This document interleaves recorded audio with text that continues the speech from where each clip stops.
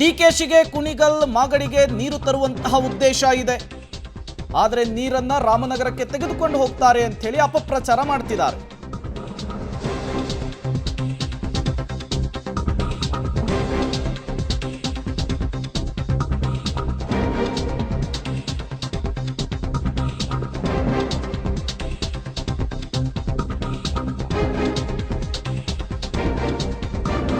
ಮಾಗಡಿ ಶಾಸಕ ಬಾಲಕೃಷ್ಣ ಅವರು ಈ ವಿಚಾರಕ್ಕೆ ಸಂಬಂಧಪಟ್ಟಂತೆ ಮಾತನಾಡಿದ್ದಾರೆ.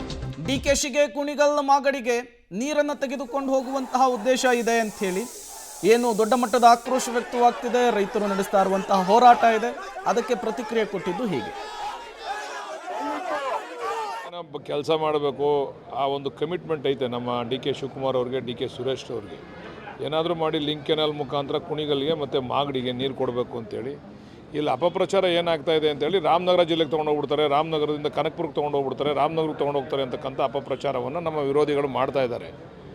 ನಮ್ಮ ಅಲೋಕೇಶನ್ ಏನಾಗಿದೆ ಅದನ್ನು ಮಾತ್ರ 0.6 TMC ನೀರನ್ನ ಮಾತ್ರ ನಮಗೆ ಅಲೋಕೇಶನ್ ಆಗಿದೆ. ಅದನ್ನು ಮಾತ್ರ ತರಲಿಕ್ಕೆ ಅದು ಇವಾಗ ನಾವು ಚಾನಲ್ ಮುಖಾಂತರ ಬಂದರೆ ಬಹುಶಃ ನಮಗೆ ಅದು ತಲುಪೋದು ಕಷ್ಟ ಸಾಧ್ಯ.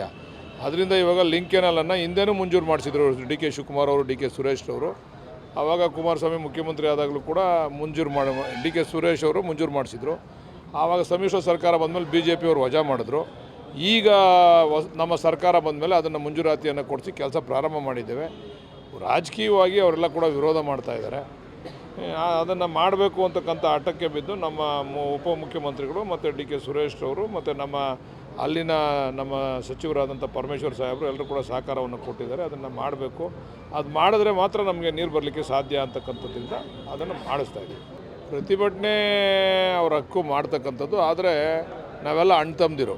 ಈಗ ನಾನು ಒಂದು ಮಾತನ್ನು ಹೇಳಲಿಕ್ಕೆ ಇಚ್ಛೆಪಡ್ತೀನಿ. ತುಮಕೂರಿನಲ್ಲಿರ್ತಕ್ಕಂಥ ಅಲ್ಲಿ ರೈತರು ಏನು ಹೈನುಗಾರಿಕೆಯನ್ನು ಮಾಡ್ತಾ ಇದ್ದಾರೆ, ಆ ಹಾಲನ್ನು ಬೆಂಗಳೂರಿನಲ್ಲಿ ಮಾರಾಟ ಮಾಡ್ತಾವ್ರೆ.